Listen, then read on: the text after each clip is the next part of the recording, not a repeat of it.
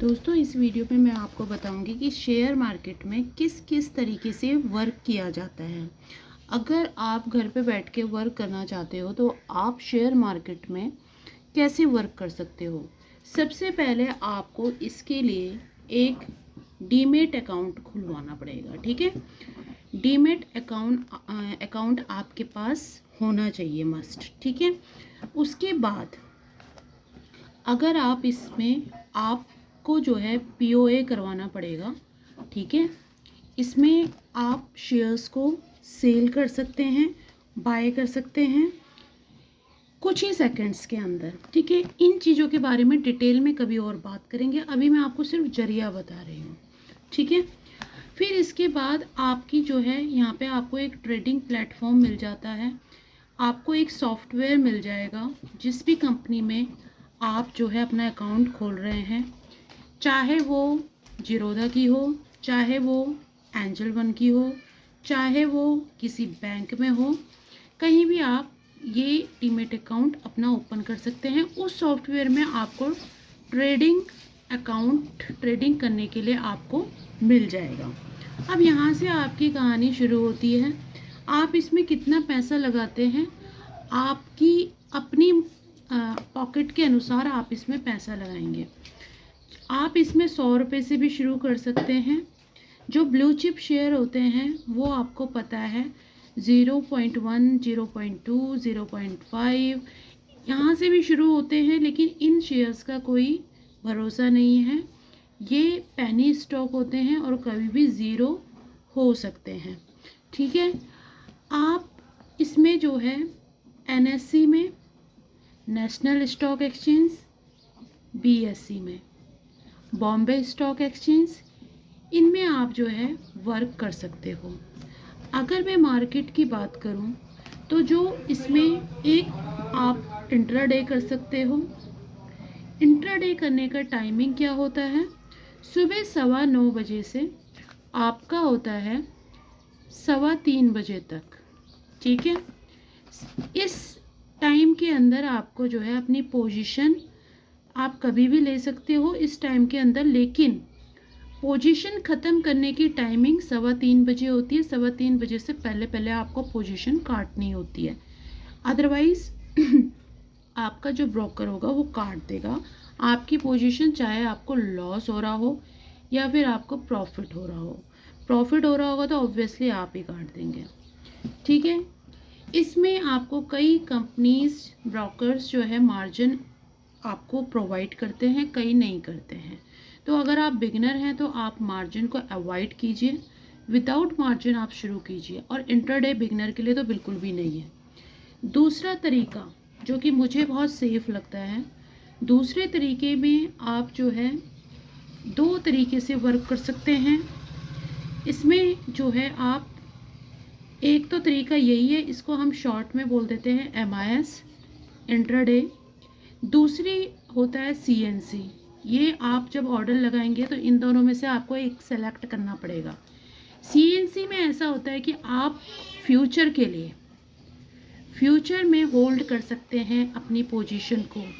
जो भी आपने शेयर बाय करे हैं उनको आप होल्ड करके किसी भी टाइम पीरियड तक के लिए रख सकते हैं। 6 महीना, 1 महीना, 15 दिन, 1 साल, कितने भी टाइम के लिए, 2 साल आप वो होल्ड करके रख सकते हैं। उसकी कोई पेनल्टी नहीं है, और कभी भी उसको जब भी आपको मुनाफा होता है तो आप सेल कर सकते हैं।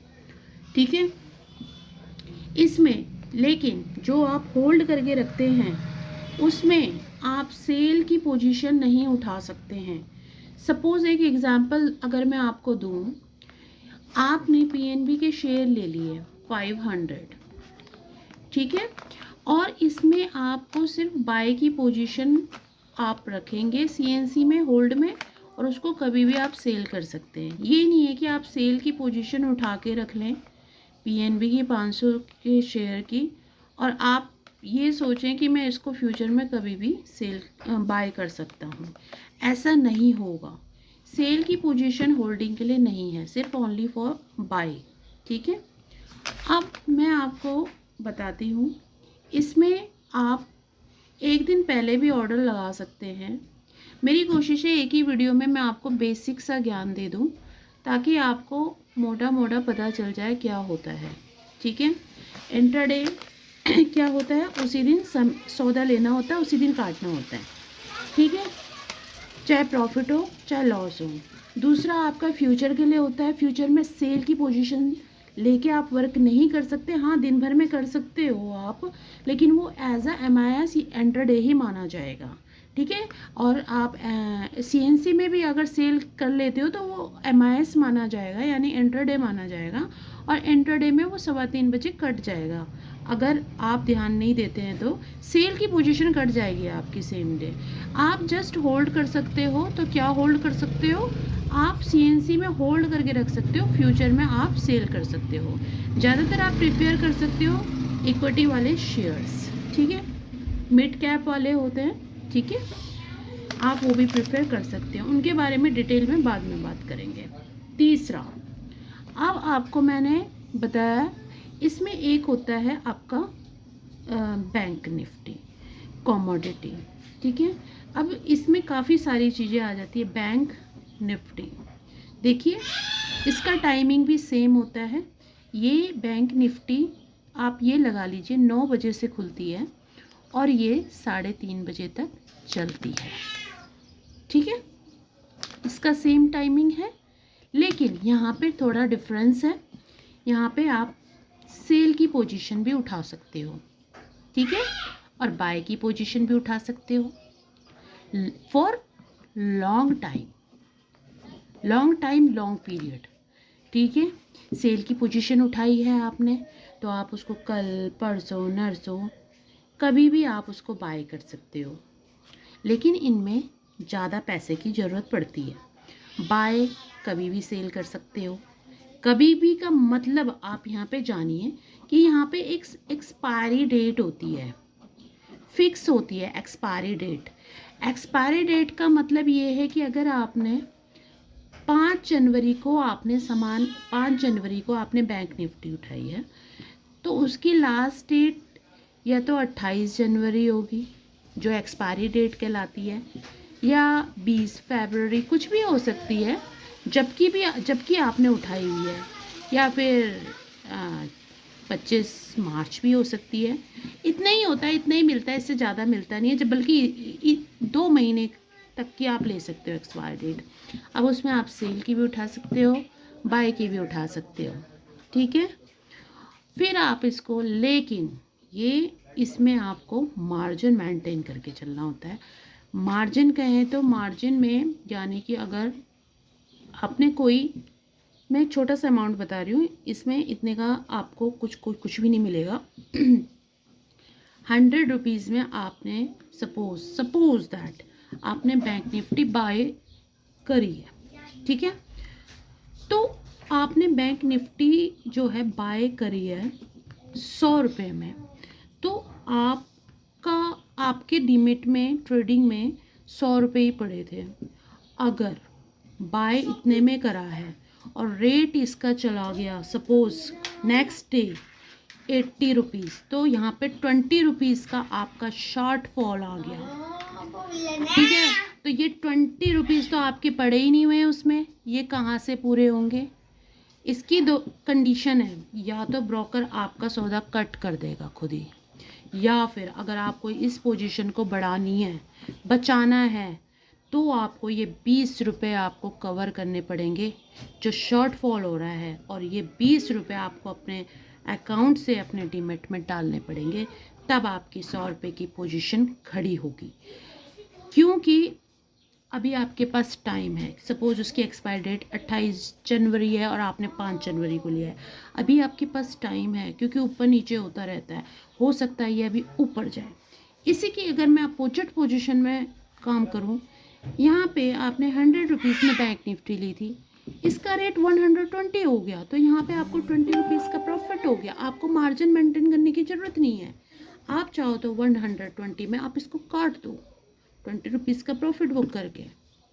और अगर आप थोड़ा वेट करना चाहते हो, आपको लगता है और जाएगी ऊपर 150 पे पहुँच गई, तो आप 50 रुपीज़ पे काट सकते हो, लेकिन फिर नीचे भी आ सकती है ये, फिर मार्जिन मेंटेन करना पड़ेगा। ठीक है, आई होप आपको समझ में आ गया हो। इसी तरीके से कमोडिटी भी होती है, ठीक है, आपको मैं बता देती हूँ। जैसे कमोडिटी होती है तो कमोडिटी में भी काफ़ी सारी, बैंक निफ्टी में भी काफ़ी सारी चीज़ें आती है। मैंने एक सिर्फ सेंसेक्स, बैंक निफ्टी, एनएक्सटी और कई सारी, इसमें काफ़ी सारी हैं बैंकों से जो मिलकर बना होता है।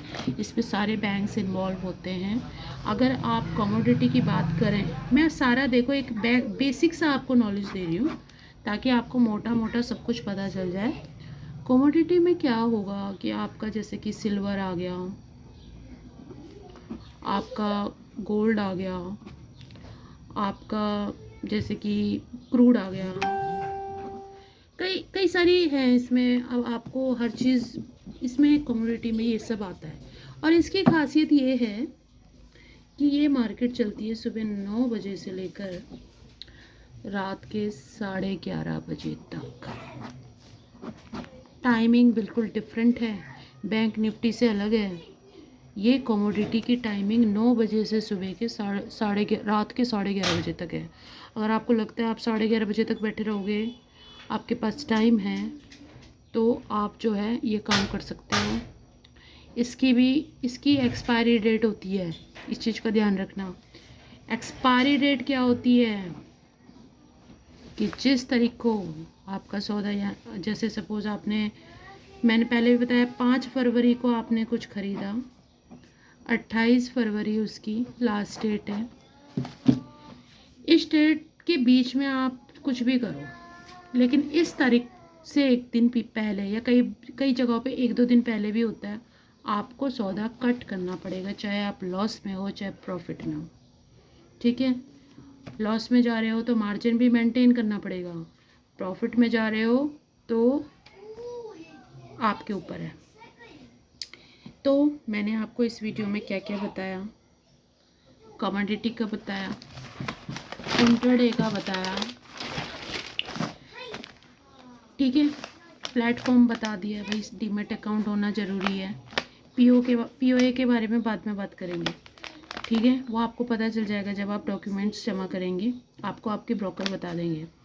फिर आपके पास एक सॉफ्टवेयर ट्रेडिंग अकाउंट, एक ट्रेडिंग अकाउंट अवेलेबल तो होना चाहिए ना, तभी तो आप सीबी बीच में रहता है, तभी आप वर्क कर सकते हैं। ठीक है, रजिस्टर्ड जो ब्रोकर हैं उनके पास आप अपना अकाउंट खोलें। फिर मैंने आपको एनएससी बीएससी के बारे में थोड़ा आइडिया दिया, इंटरडे के बारे में आइडिया दिया। मैंने आपको फ्यूचर के लिए सीएनसी कैसे होल्ड कर सकते हो उसके बारे में आइडिया दिया। बैंक निफ्टी वगैरह के बारे में बैंक निफ्टी सारे बैंकों से मिलकर बनी होती है। बैंक निफ्टी 50 बैंकों से मिलकर बनी होती है। जैसे जो मेन है वो इसमें इन्वॉल्व हो जाते हैं। अभी आप देखोगे अगर बैंक निफ्टी आज की डेट में 49,000 पे जा रही है, तो अगर नीचे जा रही है तो सारे बैंक भी आप देखोगे नीचे, एक सिंगल बैंक को आप ले लीजिए वो भी नीचे जाएगा अगर पूरी बैंक निफ्टी नीचे जा रही है तो। अगर बैंक निफ्टी ऊपर जा रही है तो सारे बैंक्स भी आप देखोगे कि ऊपर जा रहे हैं थोड़े थोड़े। ठीक है, तो ये कमाल होता है इसका। इसके अंदर बहुत सारी चीज़ें आती हैं। इसका टाइमिंग 9 बजे से 3:30 बजे तक। मैं एक बार रिवाइज भी कर रही हूँ ताकि आपको आपको समझ में आ जाए। आपको समझ ना आए तो आप मेरे को बताओ, मैं एक एक चीज़ क्लियर करके बताऊँगी। आप इस चैनल को ज़्यादा मात्रा में सब्सक्राइब करो बेल आइकन के साथ, क्योंकि मैं अगर आपके देखो आप डाउट्स बोलोगे, मैं आपको एक एक चीज़ क्लियर करके बताऊंगी। छोटी छोटी वीडियोस में क्लियर करूंगी मैं आपको। हो सकता है आपको इतना सारा समझ में ना आए अगर आप बिगनर हो तो। फिर मैंने आपको एक्सपायर डेट का भी बता दिया है। मैंने विद एग्जाम्पल देके आपको बताया एक्सपायर डेट क्या होती है। ठीक है, एग्जाम्पल देके भी मैंने आपको बता दिया कमोडिटी क्या होती है, कमोडिटी का टाइमिंग क्या होता है। अब बचे बॉन्ड, करेंसी, म्यूचुअल फंड वगैरह, ये भी मैं आपको बता दूंगी कुछ समय में। ठीक है, और कुछ नहीं होता है। किस तरीके से ऑर्डर लगाना है, किस तरीके से प्रॉफिट कमाना है, इसके बारे में मैं आपसे बात करूंगी अगले वीडियो में। ठीक है, कोई डाउट हो तो प्लीज़ मुझे कमेंट दीजिएगा और प्लीज़ मुझे मोटिवेट कीजिएगा अगली नेक्स्ट वीडियोज़ के लिए। Thank you so much.